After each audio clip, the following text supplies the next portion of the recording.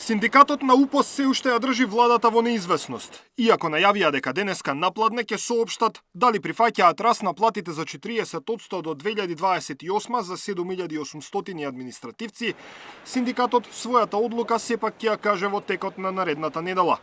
95% од синдикалните организации кои се дел од УПОС дале зелено светло, но се чека да се изјаснат сите. Од досега пристигнатите изјаснувања, 95% од синдикалните организации се изјаснија дека барањето на синдикатот на УПОС, кое е прифатено од страна на владата за зголемување на платите, е поволно и прифатливо. По изјаснување на сите синдикални организации, синдикатот на УПОС во текот на наредната недела ќе оствари работна средба со представниците на владата, на која ќе биде договорен опфатот и теркот на колективниот договор, велат од синдикатот на УПОС.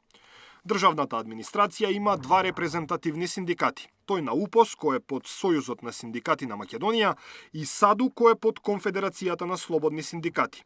САДУ експресно ја прифати владината понуда. За синдикатот на УПОС, растот на плати е прифатлив, но проблем е што владата условила со откажување од општиот колективен договор.